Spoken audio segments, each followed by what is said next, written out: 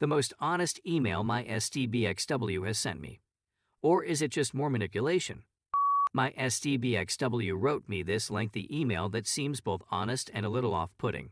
It's the first email in which she lays it all out and doesn't attempt to pin the blame on me or anything. She makes frequent allusions to the fact that she is a narcissist, which is a novel concept. I get the impression she's done some research on narcissists and their characteristics, and she's framing things from that point of view. See her mention about narcissism 101.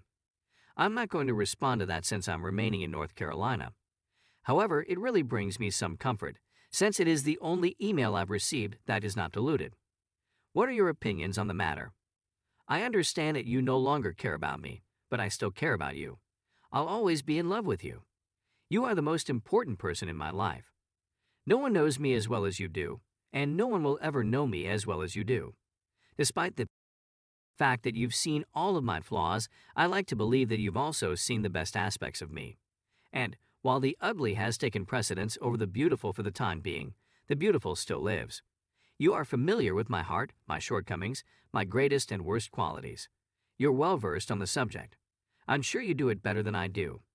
I shall adore you for the rest of my life since I'm familiar with both of your personalities. I've seen everything about you, every aspect of your personality. I'm aware of your presence.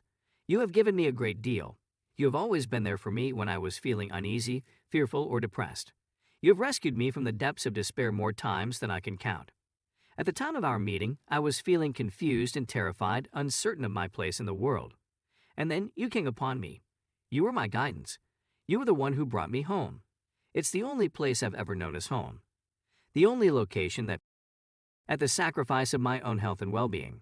I do this to be of service, but I also do it to get confirmation that I am a decent person, a good friend, and an excellent employee. You're correct. I didn't seek assistance while I was having difficulties over the previous month. I didn't tell you the truth or allow you in. I was hoping that you would be able to read my thoughts and notice the indications so that I wouldn't have to reveal my weakness. I was afraid you'd have a negative opinion of me since I'm weak. For not managing my trash properly, for not saying no, for not taking care of myself when it seems so easy to do otherwise. After all, I assumed I'd have to explain why I'm incapable of saying no, that I'd have to take down my protective screen of self-assurance and worthiness in order to show who I actually am, fearful and unworthy. I wouldn't tell you anything new since you already knew it. Instead, I sought confirmation for the polar opposite of what I believed. I has ever felt like home has been right next to you, in your company. You taught me how to appreciate myself, how to put in effort, and how to pursue my goals.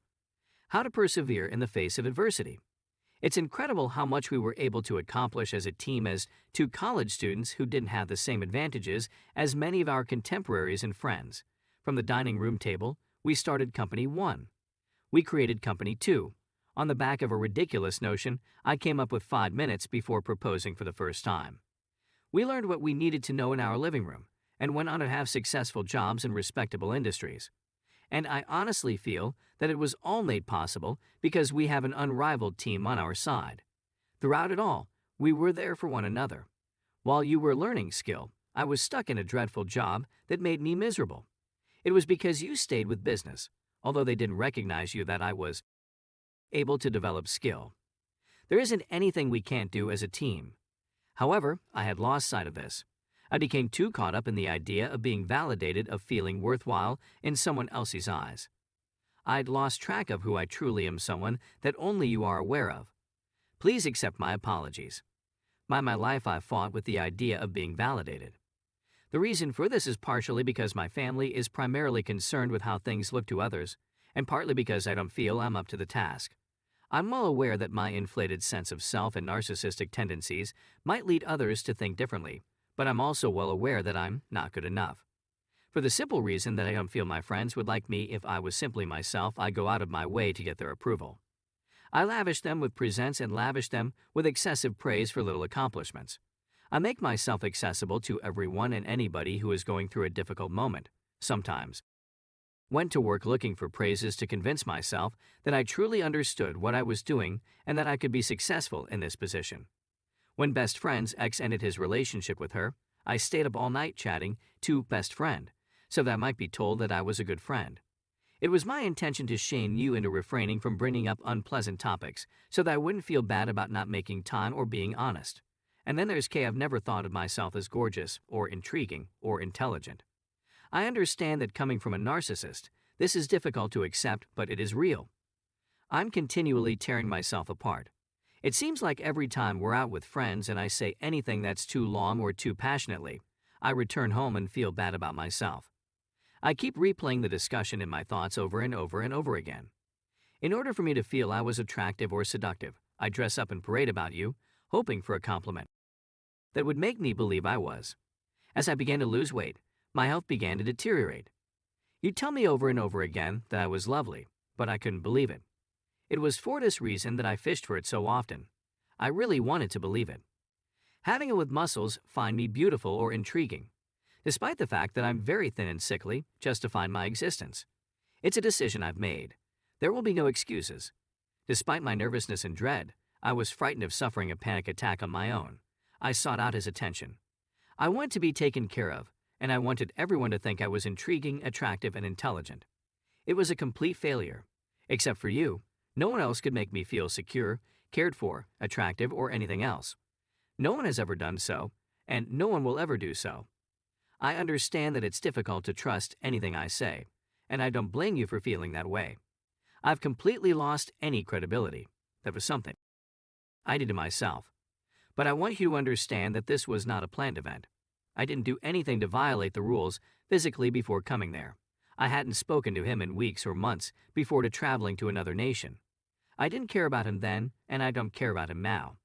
A clumsy, opportunistic blunder, terrible judgment, and potentially life-altering choice. It might have been someone else if he hadn't been present. He doesn't mean anything. Not now, not then, and not ever. I was only looking for attention in order to feel better about myself. The fundamentals of narcissism. I was just thinking about myself. I hadn't given any thought to how it might affect you. You're also correct in assuming that I would have returned home and kept it hidden from you.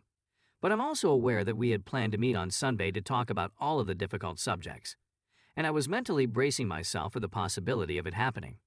I was getting ready to tell everyone about how I'd been harming myself and putting everything in danger. However, I'm not sure whether I would have told you about what occurred in another nation. It's so unfair that I made a commitment to try everything before tossing things away, and then I didn't follow through on that promise. Instead of depending on my greatest friend, the most important person in my life, I have chosen to harm you instead. Story 2. My parents have agreed to a proposal for me. How can I tell them that I already have a fiancé? 24F. Come from a culture where arranged marriages are fairly popular. My elder brothers married ladies my parents picked for them, despite the fact that they had already migrated away from our society and to the United States. I've been living on my own since I was 20 years old. I had my own home and a good career, and although it was unusual in our society to allow young women to live on their own, my parents were really supportive. They gave me everything, but we never discussed marriage, since it goes without saying that all children marry the person chosen by their parents. Dating had always been forbidden for me, but not for my brother. They were simply informed that they could never marry the females they dated unless their parents approved, which was very impossible. Despite my shame, I did not notify my parents when I began dating my now fiancé 28M, since I had never hidden anything from them. A year later, he proposed, and despite understanding every constraint on me, I said yes because it was honestly what I wanted, and somewhere in my mind, I was and still am aware that he is precisely the kind of person my parents would select for me, especially his supporting cast. We are from the same caste, and my parents place a high value on marriage within the caste. We've been engaged for 4 months, and I've tried every day to get the confidence to inform my parents, but I couldn't. I live 6 hours away from my birthplace and have only seen my parents once since my engagement. My parents contacted 2 days ago to ask if I could come to their house since they needed to talk about something important with me. When I compelled them to tell, they stated they found a nice proposal for me and believed they should accept it, but I still need to see the family, particularly the male, before they approve. Now, I'm going to see them in a few days, and I know I should tell them, but I'm terrified and worried. I'm afraid of their response, but I'm even more afraid of their rejection. I genuinely like my fiancé, and I don't want to leave him because of my parents. I don't even have a backup plan if they say no to marrying him. My fiance is aware of the issue with my parents. He wants to assist me in telling them, but I suppose they'll be much angrier if I show up with him. I've chosen to speak with them first and invite them to meet him. I'm sure most of you aren't acquainted with this circumstance, but if you can provide any suggestions, I'd be thankful.